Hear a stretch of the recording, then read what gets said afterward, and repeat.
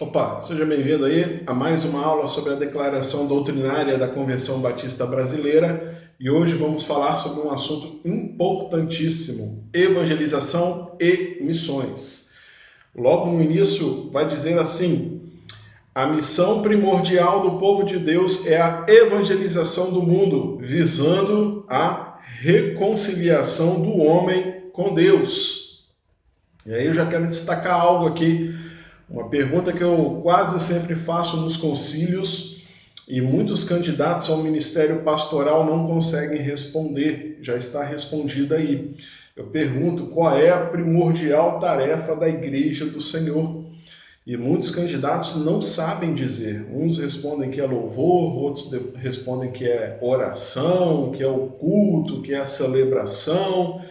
E alguns acabam entendendo que é a evangelização e missões. A declaração já trabalha respondendo esta questão. Ela não está dizendo que as outras questões não são importantes. Não, são importantes sim. Oração é importante, o culto é importante, o louvor é importante, a celebração é importante e todas as áreas da igreja são fundamentais e importantes. Mas primordialmente, ou seja, o que vem primeiro, é a evangelização e missões.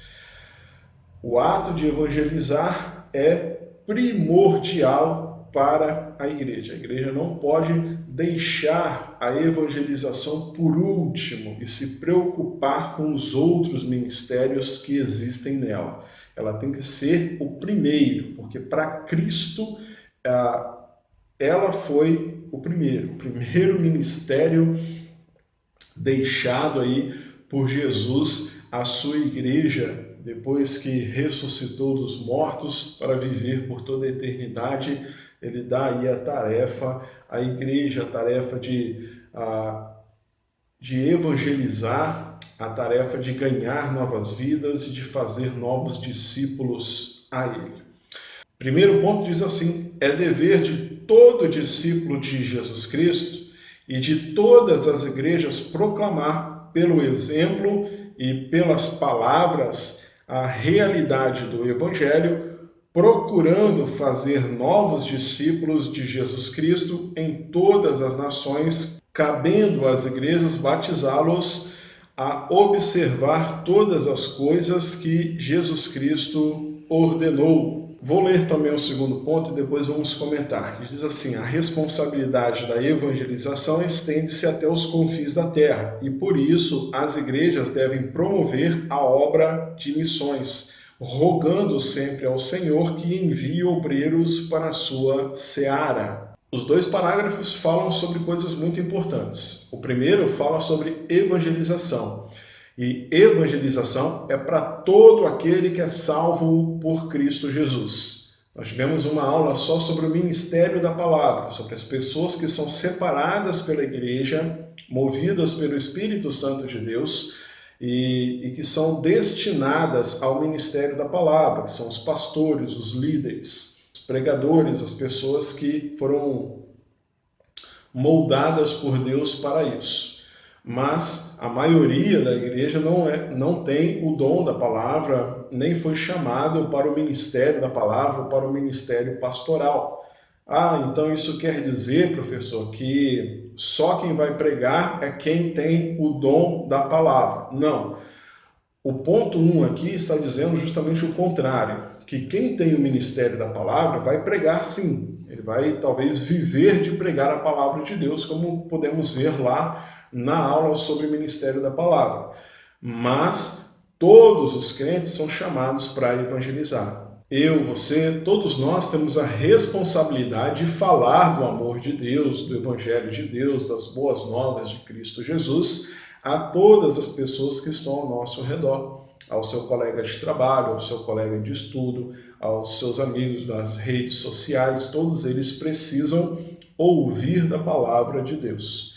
Até porque, provavelmente, o pastor da sua igreja não vai conhecer metade das pessoas que fazem parte do seu círculo social. as pessoas que estão no seu WhatsApp, as pessoas que estão na sua faculdade, no seu trabalho, muitos familiares seus, aqueles parentes mais distantes. Talvez o seu pastor nunca vá conhecer essas pessoas e por isso nunca vai pregar a palavra de Deus a essas pessoas.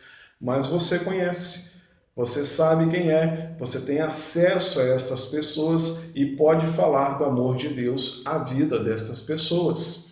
É sua incumbência, é minha incumbência, é a incumbência da palavra de Deus para a vida de todos nós. Todos devem pregar a palavra de Deus. Ah, mas professor, eu não tenho o dom da palavra, eu não sei falar como os pastores falam. A palavra de Deus diz que nós não devemos ter medo, que era só abrir a boca que o Espírito Santo iria direcionar o nosso falar. Eu tenho certeza absoluta que Deus vai usar a sua vida para falar aos seus amigos, às pessoas que estão no seu círculo social, ou até mesmo a desconhecidos, se você tão somente se dispor a falar de Deus. Talvez você não vai falar como um grande pastor fala no púlpito, que tem uma experiência de 20, de 30, de 40 anos, mas a promessa de Deus é que o que vai sair da sua boca vai ser movida pelo Espírito Santo de Deus e certamente vai ser suficiente para tocar o coração da pessoa que está escutando. O que a igreja não pode fazer é se calar. Se a gente se calar, aí não estamos sendo bons mordomos, como na aula anterior aqui, e não estamos cumprindo com a tarefa de evangelizar e ganhar este mundo para o Senhor Jesus. Então a tarefa de evangelizar é de todos nós, é da igreja do Senhor, de todos os salvos. Devemos pregar a todas as pessoas que estão ao nosso redor. Entretanto, existem lugares aos quais existem poucos cristãos ou nenhum cristão. E eu, você, talvez muitos, nunca vamos estar lá. Então, como é que resolve isso? Como é que prega a palavra de Deus a um povo que nunca ouviu falar de Cristo, que está lá numa tribo africana, que está lá numa nação asiática e que nunca ouviu falar de Deus? Estão falando uma língua que nós não falamos, estão vivendo em uma cultura que nós não vivemos. E como é que nós vamos cumprir com o ideal de evangelizar também essas pessoas? Porque o ponto 2 aqui destaca isso, que a tarefa da igreja não é pregar só para as pessoas que estão ao redor. A tarefa da igreja é pregar para o mundo inteiro. Isso o próprio Senhor Jesus destaca como tarefa a todos nós.